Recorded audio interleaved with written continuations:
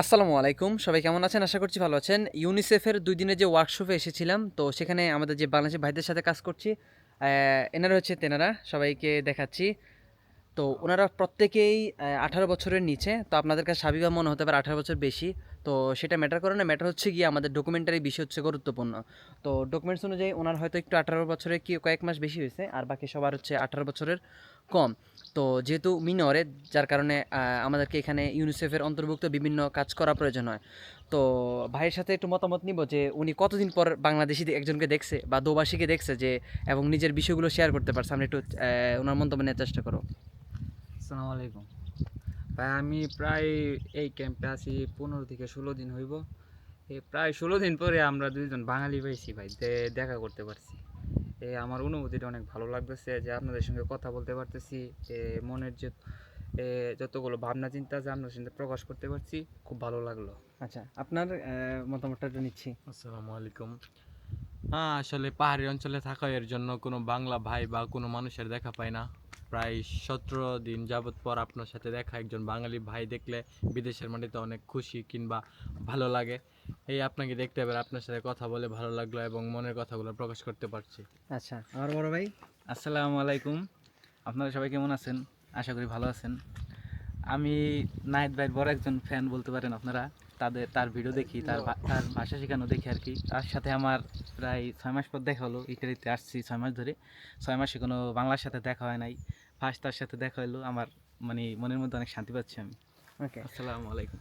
তো আরেকটা বিষয় আমরা একটু জেনারেট করি, সেটা হচ্ছে গিয়ে যে আমরা ইতালিতে যারাই আসি না কেন, আমাদের অনেক ভাই ব্রাদার কিন্তু অনেক কম ক্যাম্পে আছে। তো ক্যাম্পে অনেক ধরনের ত্রুটি বিচ্যুতি, অনেক ধরনের ঘাটতি থাকে, যেটা আসলে আপনি যদি সরাসরি না আসেন, সরাসরি না দেখেন, তাহলে আপনি আসলে অনুভব করতে পারবেন না। যে যত কিছু মনে করেন না কেন, কিন্তু ক্যাম্পের সুযোগ সুবিধা কোথায় লেক আছে, সেগুলো ক্যাম্পে যারা আছে তাদের সাথে কথা না বলে আপনি বুঝতে পারবেন না। তো ভাই, আপনার মতামতে আমি জানতে চাচ্ছি যে আসলে আপনার এই যে ক্যাম্পে আপনার কী পরিবর্তন করা দরকার? আপনার কি জিনিস আপনার চেঞ্জ দরকার, বা আপনি এই যে ক্যাম্পে আছেন একেবারে পাহাড়ের অনেক উঁচুতে, যেখানে আপনি কোনো আশেপাশে কোনো বাজার নাই, আশেপাশে খেলার মাঠ নাই, মানে এমন কোনো জায়গা নাই যেখানে বাংলার সাথে কথা বলতে পারবে, কমিউনিকেট করতে, এরকম কোনো সিচুয়েশন নাই। তো আমি জানতে চাই যে আপনি মানে কী জানতে চাচ্ছে, বা কী বিষয় পরিবর্তন চাচ্ছে, বা নিজে ট্রান্সফার হতে চাচ্ছে কি না, বা কী বিষয়ে হলোর জন্য ভালো, আমি একটু ইনফরমেশন নিব, তারপর ভিডিওটা আমরা ইনশাল্লাহ শেষ করে দিব। আমি ভাই চেষ্টা করতেছি এই ক্যাম্প পরিবর্তন করার জন্য। আমি চাইতেছি না এখান থেকে পালিয়ে যাওয়ার জন্য। আমি চাইতেছি লিগ্যালভাবে এখান থেকে অ্যাপ্লাই করার মাধ্যমে অন্য কোনো ক্যাম্পে ট্রান্সফার করার জন্য। ওকে, এটা কী কারণে এমনিতে সাধারণত আপনি পরিবর্তন এটা যে জায়গাটা আছে অনেক নির্জন, জনশূন্যহীন এলাকা। ধরতে গেলে আমরা মানুষের দেখা পাচ্ছি না। ঠিক আছে, ওকে। আমরা কারোর সঙ্গে কথা বলতে পারি না, মনের ভাব প্রকাশ করতে পারি না। অনেক সমস্যা, নানান ধরনের সমস্যা। ওকে। তো আমরা সাধারণত জানি, আমরা যারা বাংলাদেশে, আমরা একেবারে ঘনবসতিতে থাকার লোক।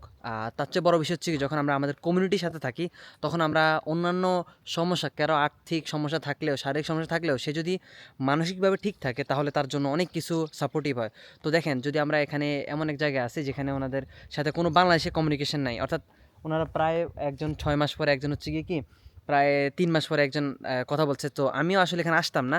আমার আসারও কারণ হচ্ছে গিয়ে ইউনিসেফের মাধ্যমে, যারা বিশ্ব শিশুদের স্বাস্থ্যসেবা থেকে শুরু করে সকল প্রকার বিষয় নিয়ে কাজ করে, যার কারণে তাদের মাধ্যমে এখানে আসা, তাদের ফান্ডের মাধ্যমে আমি এখানে আসা।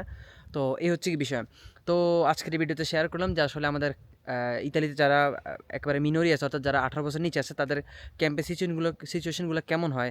তো এই হচ্ছে বিষয়। তো সবাই ভালো থাকবেন, সুস্থ থাকবেন, আর সবাইকে ধন্যবাদ আমার এখানে মন্তব্য দেওয়ার জন্য। কারণ প্রায় মানুষ আছে যারা ভিডিওর সামনে আসতে চায় না। তো আমি শুধু একবার বলছি যে আপনার মন্তব্য শেয়ার করতে চান কি চান না। তো ওনারা শুরুতে বলছে যে ভাই, হ্যাঁ, সমস্যা নাই, আমরা অবশ্যই শেয়ার করতে চাই আমাদের মনের ভাষণাগুলো, বিষয়গুলো। তো আপনাদেরকে ধন্যবাদ। সবাই ওনাদের জন্য দোয়া করবেন, আমার জন্য দোয়া করবেন, এবং সকল বাংলাদেশি প্রবাসীদের দোয়া করবেন, যারা এখানে বিভিন্ন ক্যাম্পে আছে, বিভিন্ন সমস্যায় জর্জরিত আর কি। তো সবাই ভালো থাকবেন। আসসালামু আলাইকুম।